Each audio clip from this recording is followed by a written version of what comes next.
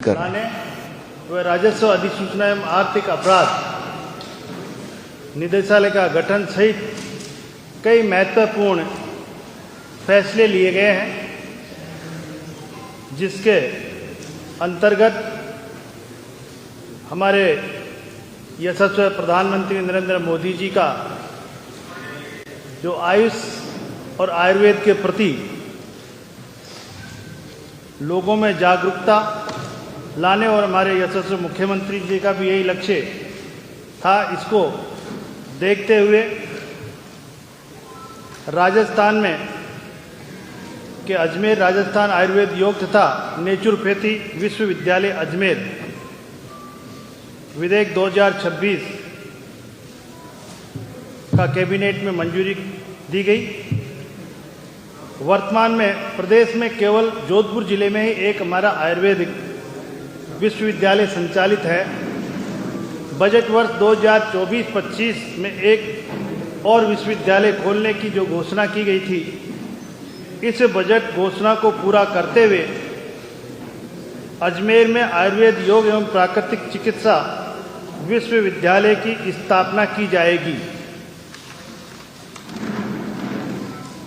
इसके लिए राजस्थान आयुर्वेद योग एवं नेचुरोपैथी यूनिवर्सिटी अजमेर विधेयक 2026 के प्रारूप का अनुमोदन आज मंत्रिमंडल की बैठक में किया गया। इससे केंद्र सरकार की राष्ट्रीय शिक्षा नीति एवं राज्य सरकार की आयुष नीति के उद्देश्यों एवं लक्ष्यों की प्राप्ति की दिशा में प्रभावी कार्य किया जा सकेगा। प्रदेश में एक और आयुर्वेदिक विश्वविद्यालय की स्थापना से आयुर्वेद योग व नेचुरोपैथी यूनानी होम्योपैथी आदि के क्षेत्र में शिक्षण प्रशिक्षण एवं अनुसंधान को बढ़ावा मिलेगा। इससे भारतीय चिकित्सा पद्धति की अत्याधुनिक चिकित्सीय सुविधा आसानी से उपलब्ध हो सकेगी तथा प्रदेश में आयुष क्षेत्र में मेडिकल टूरिज्म को भी बढ़ावा मिलेगा। इस विश्वविद्यालय की स्थापना के बाद अधिसूचना के द्वारा दोनों आयुर्वेद विश्वविद्यालयों के क्षेत्राधिकार का निर्धारण किया जाएगा। इसी तरह आज कैबिनेट में राजस्व अधिसूचना एवं आर्थिक अपराध निदेशालय का गठन किया गया। आर्थिक अपराधों पर प्रभावी रोकथाम के लिए राज्य मंत्रिमंडल की बैठक में राज्य राजस्व आसूचना निदेशालय को समाप्त कर राजस्व आसूचना एवं आर्थिक अपराध निदेशालय का गठन का निर्णय भी किया गया है। ये निदेशालय वित्त राजस्व विभाग शासन सचिवालय जयपुर के अधीन कार्य करेगा, जिसका मुख्यालय जयपुर में रहेगा तथा इसके कार्यक्षेत्र संपूर्ण राजस्थान रहेगा। नवगठित निदेशालय आर्थिक अपराधों के नियंत्रण, अनुसंधान, जांच एवं अभियोजन का कार्य करेगा। इससे राजस्थान संबंधी सूचनाओं और आर्थिक अपराधों की जांच का कार्य एकीकृत रूप से किया जा सकेगा। इस निर्णय से रियल एस्टेट में धोखाधड़ी, बैंक बीमा, एनबीएफएससी एवं शेयर बाजार से जुड़ी हुई वित्तीय अपराध, मल्टी लेवल मार्केट, झूठी ठगी, दिवालिया, फर्जी प्लेसमेंट एजेंसियां तथा फर्जी दस्तावेजों के माध्यम से नौकरियां प्रवेश से संबंधित मामलों की प्रभावी जांच कर आमजन को राहत दी जा सकेगी। साथ ही सरकारी भूमि पर अवैध कब्जे या विक्रय स्टाम्प एवं पंजीयन अनियमितताएं, फर्जी कंपनियों द्वारा गठित सहकारी समितियों में घोटाले जैसे आर्थिक अपराधों पर भी प्रभावी नियंत्रण स्थापित होगा और अपराधियों के विरुद्ध शीघ्र कार्रवाई संभव हो सकेगी। ये निदेशालय वाणिज्य कर, आबकारी, परिवहन, पंजीयन एवं मुद्रांक, खनिज सहित विभिन्न स्रोतों से प्राप्त सूचनाओं का विश्लेषण कर राजस्व लीकेज पर भी निगरानी रखेगा तथा टैक्स चोरी को भी रोक सकेगा।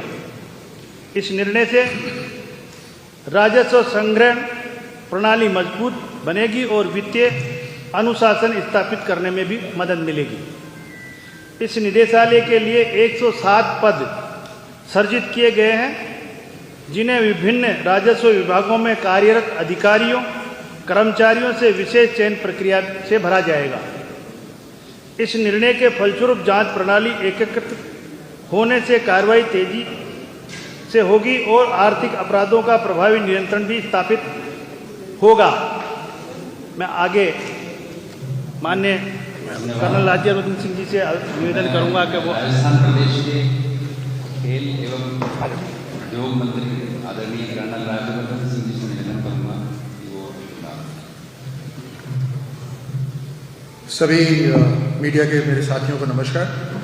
आज माननीय मुख्यमंत्री भजनलाल जी के नेतृत्व में जो कैबिनेट की बैठक हुई, उसके अंदर कुछ निर्णय जो उद्योग से रिलेटेड हैं, उनकी जानकारी मैं आपके माध्यम से जनता को देना चाहता हूँ। सबसे पहले तो उदयपुर के अंदर एक आयरन ओर की माइन है।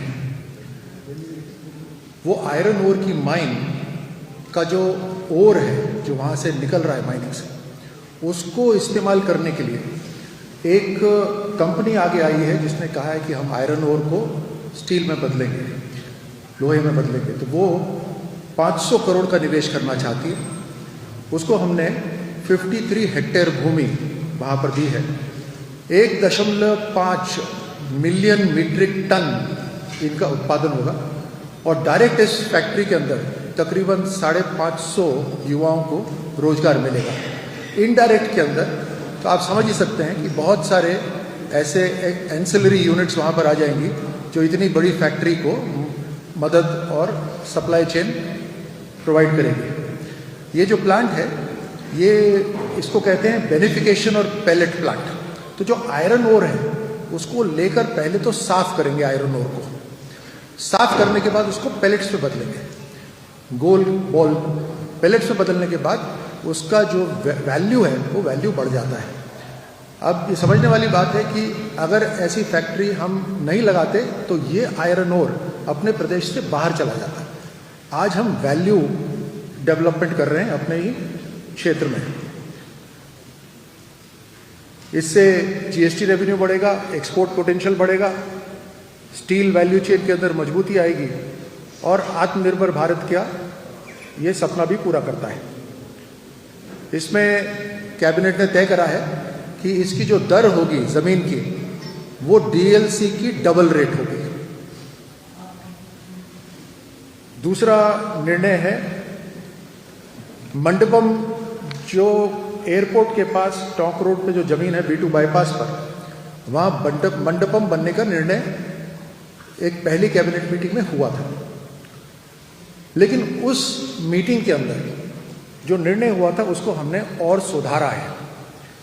उस समय जो निर्णय हुआ था उसके अंदर टोटल प्रोजेक्ट कॉस्ट तकरीबन 3055 करोड़ आ रही थी और इस कीमत में एक मॉडल होगा जिसमें पूरी जमीन रिको देगा, दूसरा मॉडल होगा जिसमें 80% जमीन कोई भी डेवलपर ले चुका होगा और 20% तकरीबन जमीन उसको अगर और चाहिएगी तो वो रिको या सरकार उसको दिला देगी।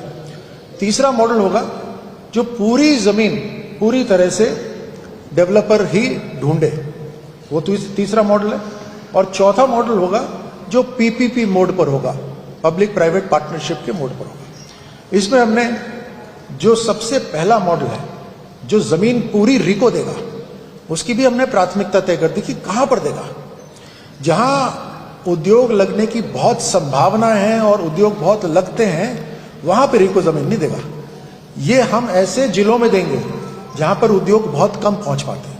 तो एक इंसेंटिव हो जाएगा कि अगर सरकार से जमीन चाहिए तो ऐसी जगह जाइए जहां पर उद्योग बिल्कुल नहीं लग रहे, ताकि वहां पर एक इकोनॉमी डेवलप हो। तीसरे मॉडल के अंदर जो पूरी तरह से डेवलपर अपने पैसे लगाकर जमीन खरीद रहा है और डेवलप करना चाहता है, उसको भी हम ऐसा नहीं कि मदद नहीं करेंगे, उसको भी मदद करेंगे। तो ये मदद जो होगी, जो इसमें हमने तय करा है, वो है कि 50 एकड़ भूमि कम से कम होनी चाहिए। इंडस्ट्रियल पूरा पार्क बना रहे तो छोटा सा नहीं होना चाहिए, 50 एकड़ की पूरी जमीन होनी चाहिए। और पहले 10 जो इंडस्ट्रियल पार्क लेकर आएगा उसको हम खास तौर से 20% कैपिटल सब्सिडी देंगे। जितना भी वो पैसा लगा रहा है उस इंडस्ट्री कॉम्प्लेक्स को डेवलप करने के लिए उसका 20% हम उसको दे देंगे, लेकिन उसकी भी अपर लिमिट होगी। 100 करोड़ तक अगर वो खर्च करता है तो हम 20 करोड़ वापस करेंगे। अगर 100 से 250 एकड़ में वो काम करता है तो हम 30 करोड़ देंगे, और 250 एकड़ से ज़्यादा करता है तो 40 करोड़ हम उसको देंगे। उसके साथ हम प्रेफरेंस किसको देंगे? अब इसमें प्रेफरेंस हम उसको देंगे, इस फंडिंग के अंदर भी प्रेफरेंस उसको देंगे जो कैटेगरी 3 एरिया है, वही एरिया जहां पे सबसे कम उद्योग लगते हैं, वहां पे सबसे पहले हम प्राथमिकता देंगे। सीईटीपी भी खर्चा करेंगे, जो हम कॉमन एफ्लुएंट ट्रीटमेंट प्लांट होता है उसके ऊपर भी 50% उसको पैसा वापस करेंगे, और पार्क की बाउंड्री तक हम पानी की सुविधा देंगे, सड़क की सुविधा देंगे, और सबसे नज़दीक बिजली की उसको सुविधा देंगे, और सबसे नज़दीक जो सरकार की सड़क है वहाँ तक सड़क के निर्माण का भी हम उसको सहयोग देंगे, लेकिन मात्र 60% और ज़्यादा से ज़्यादा 3 करोड़। इसके अंदर भी हम तय कर रहे हैं कि वो सड़क कितनी चौड़ी होगी, उसकी क्या बनावट होगी। यही नहीं, पहले ये ज़मीनें पब्लिक के पास उपलब्ध ही नहीं होती थी। कौन सी ज़मीन पर प्राइवेट ये इंडस्ट्रियल पार्क लगेगा? हम राज निवेश पोर्टल पे जितनी भी सरकार की ऐसी ज़मीनें हैं जहां पर इंडस्ट्रियल पार्क लग सकता है, कोई डेवलपर आ सकता है, वो राज निवेश पोर्टल पे सामने डाल देंगे ताकि सबको ज्ञात रहे कि कहां पर काम संभव है। इससे तेज गति आएगी, समय कम है, समय निकलता जा रहा है, तेज गति आएगी डेवलपमेंट की, इंडस्ट्रियल डेवलपमेंट की तेज गति आएगी। ऐसे क्षेत्रों में भी डेवलप होगा जहां पर आमतौर पे उद्योगपति जाना पसंद नहीं करते, वहां पर सरकार इंसेंटिव दे रही है। और मेक इन इंडिया, आत्मनिर्भर भारत और ईज ऑफ डूइंग बिजनेस के अंदर ये हमारा कदम उसको साबित करता है।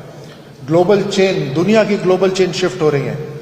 आपने सुना ही होगा China +1 की नीति, सारे देश अपना रहे हैं, तो +1 में हमारे यहाँ आए, इसलिए सारा तैयार कर रहे हैं।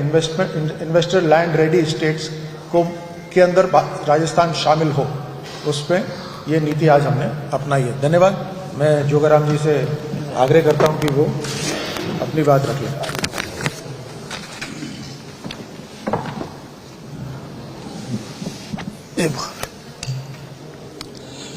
मित्रों, सबसे पहले तो आने वाले होली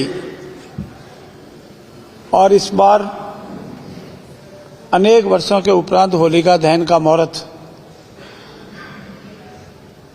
हमारे अनेक पंडितों ने प्रयास करने के बाद अब 2 तारीख होलिका दहन का मुहूर्त निकाला है। मैं आप सबको होली पर्व की अग्रिम शुभकामनाएं देता हूं।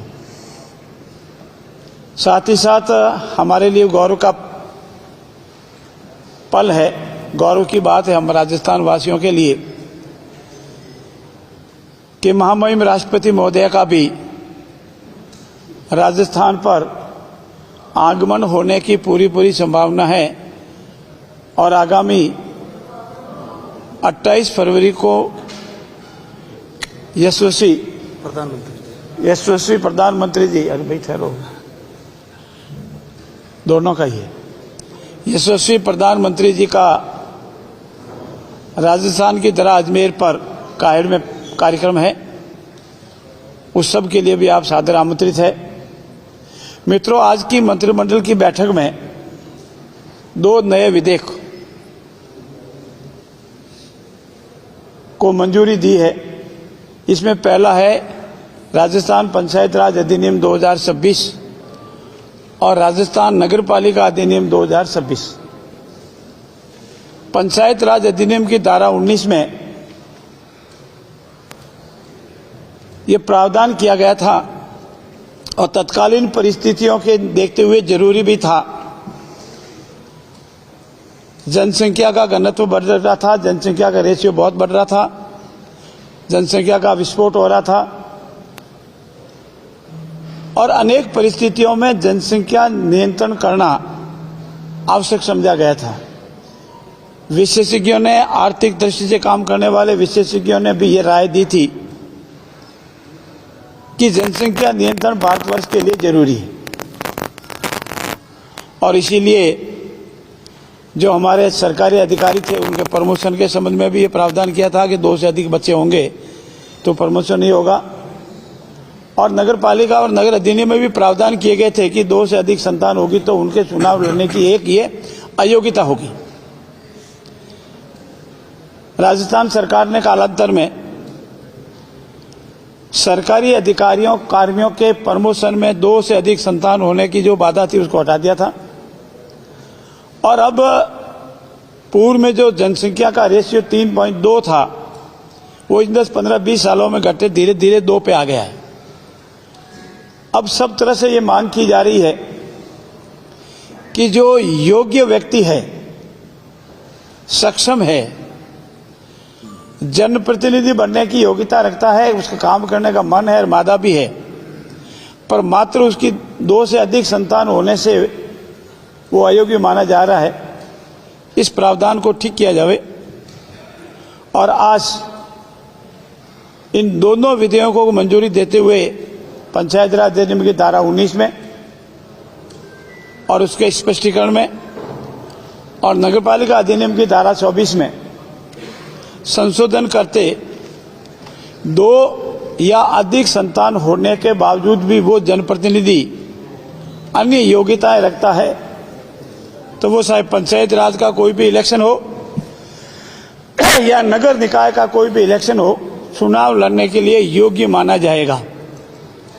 और आज के बाद ये जो पूर्व में अनेक प्रश्न करते थे कि इसका क्या होगा, आने वाले इसी कोशिश है इसी विधानसभा सत्र में इन दोनों विधेयकों को जो बिल आज आपने मंजूर दिया है इसको कानून की जामा पहचाएंगे और ये प्रावधान जो है पंचायत राज अधिनियम की धारा 19 के सब क्लोज 4 और इसका जो एक्सप्लेनेशन स्पष्टीकरण है उसको दोनों को डिलीट करेंगे।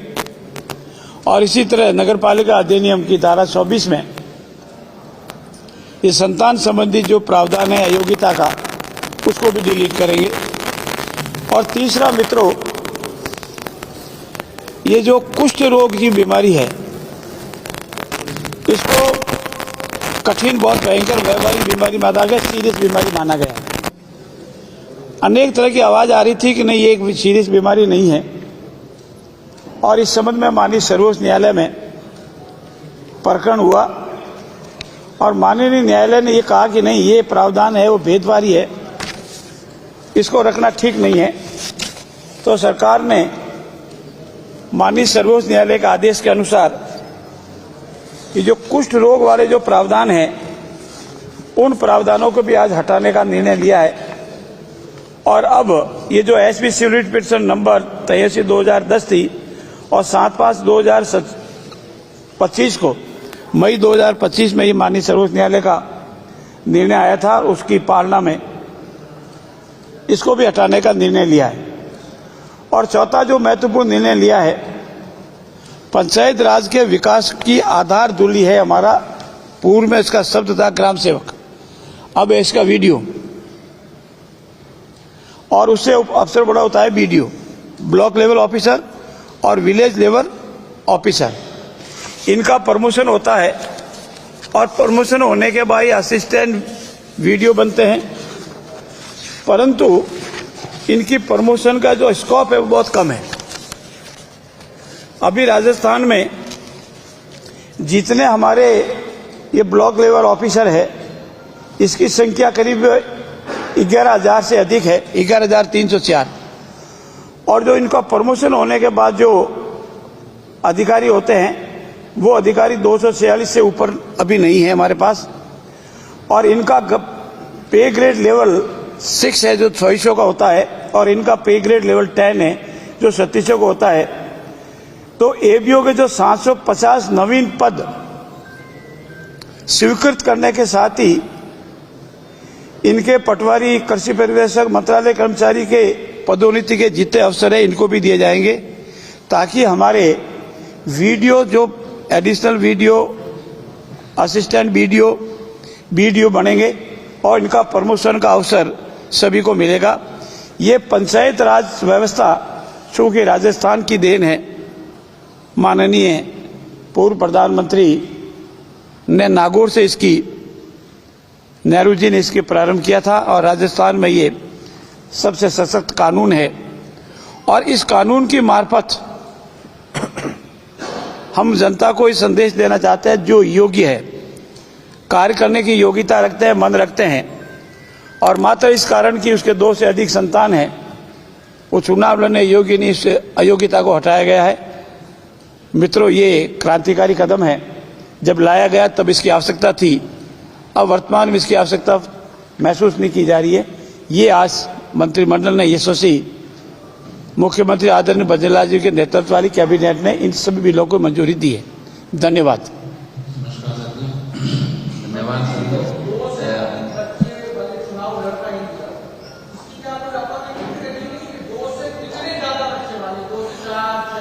अब मैं मित्र आपको ये कह सकता हूं, अपर लिमिट कभी नहीं होती है। अपर लिमिट जितने भी है वो सब स्वीकार्य है। मित्रों, आनंद जी, एजुकेशन पॉलिसी जो क्वालिफिकेशन थी वो पूर्ववर्ती सरकार ने इसे हटा दी थी। अब एजुकेशन कोई क्वालिफिकेशन नहीं है, साक्षर होना ये नियम है, साक्षरता ही है। स्कूल में जाके डिग्री लाना कोई जरूरी नहीं।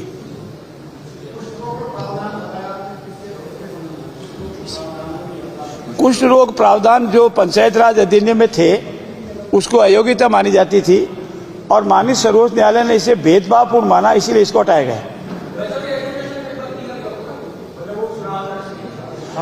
अयोग्य कोई 8वीं 10वीं पास, BA पास कोई नहीं चाहिए। जो भी है, मैं यहां तक कह सकता हूं कि जो साक्षर है वो चुनाव लड़ सकेगा।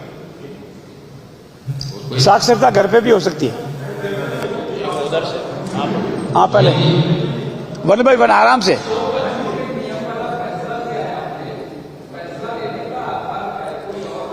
तीन चार बजे है, 3-4 बजे समझ गया मैं आपका प्रश्न। आप 3-4 बजे है जब ये फैसला लिया गया अयोग्यता बनाने का।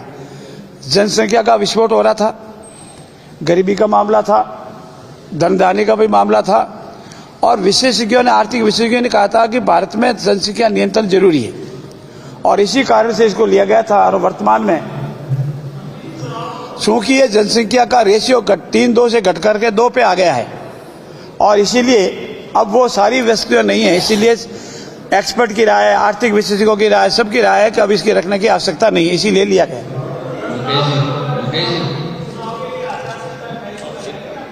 देखिए, जहां तक चुनाव का प्रश्न, एक मैं कह दूं, आपकी सबकी जगह से शांत हो जावे। राजस्थान सरकार चुनाव कराने को तैयार है, सारी व्यवस्था है। चुनाव कराने का काम चुनाव आयोग का है। वो जब भी चाहे, हमारी तरफ से तैयारी है, और जब भी चुनाव आयोग चाहेगा चुनाव हो जाएंगे।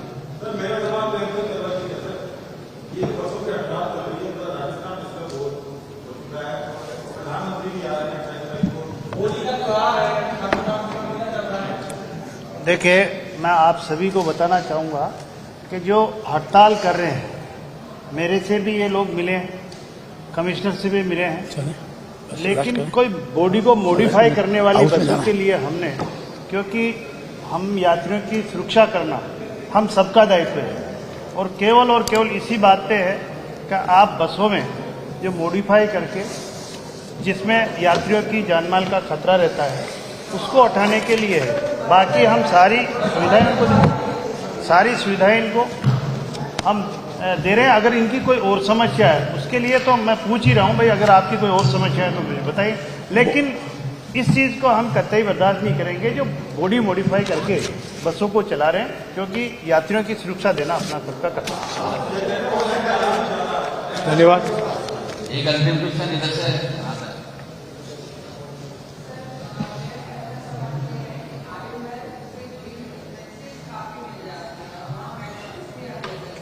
आयुर्वेद की मेडिसिन आयुर्वेद में क्या करिए, सुना ही नहीं।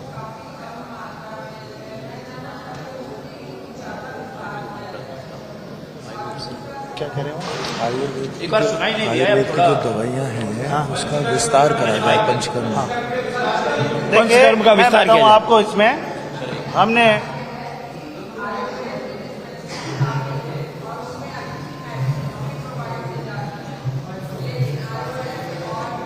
आयुर्वेद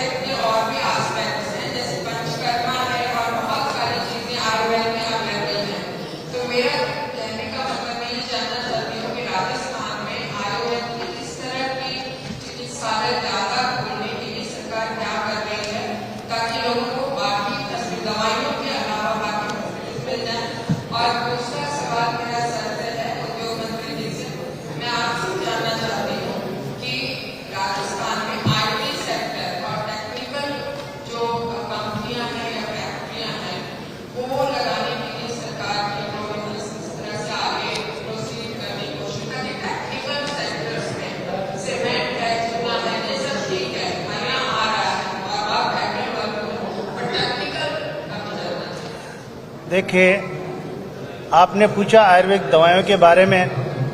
मैं आपको ये बहुत ही जिम्मेदारी से कह सकता हूं कि इन 2 साल में हमने सरकारी कंपनियां जो सबसे अच्छे मार्के की दवाइयां हैं वो हम इस आयुर्वेद, होम्योपैथी या यूनानी में हम दे रहे हैं और कहीं भी दवाई की कहीं भी कमी नहीं पड़ी। और इसके अलावा आपने कहा कि किस तरह की इसमें हमारे प्रधानमंत्री नरेंद्र मोदी जी भी और हमारे मुख्यमंत्री जी भी ये चाहते हैं कि आयुर्वेद का ज़्यादा से ज़्यादा प्रचार प्रसार हो, क्योंकि इसमें जो दवाइयाँ होती है वो जड़ी बूटियों की होती है जिससे हमारी बॉडी में कोई नेगेटिव इफेक्ट नहीं डालती है।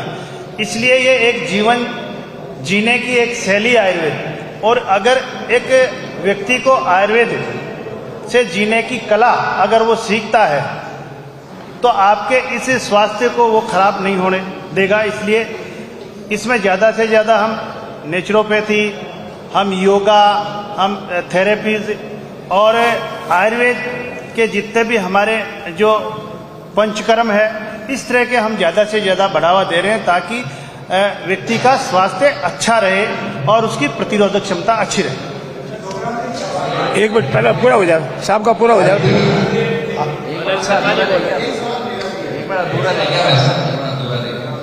जवाब दें।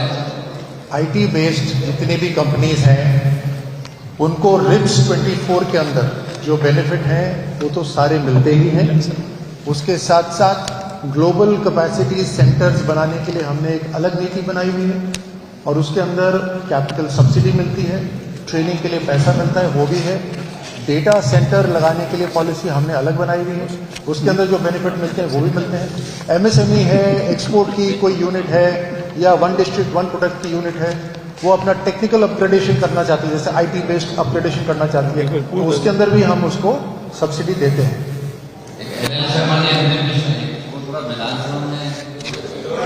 जी जी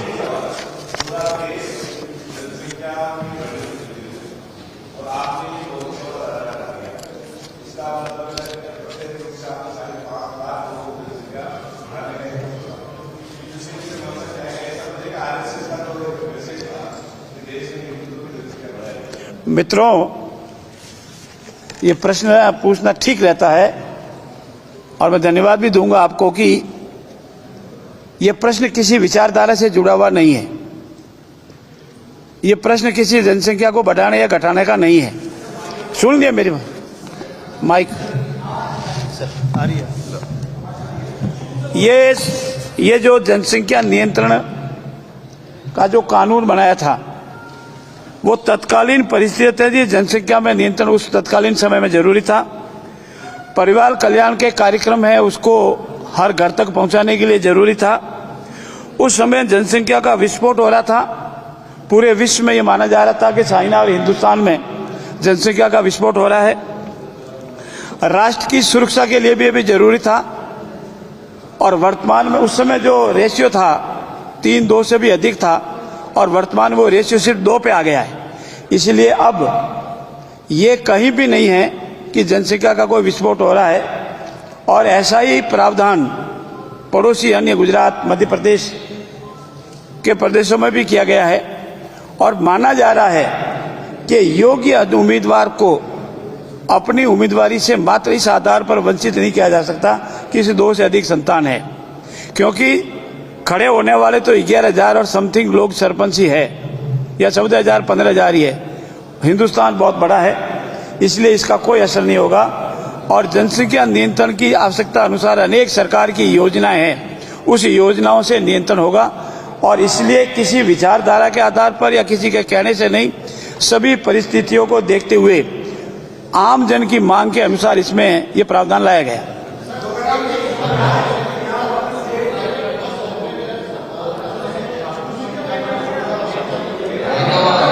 अभी जवाब दे दिया था ना, वही बात है, अभी जवाब दे दिया था।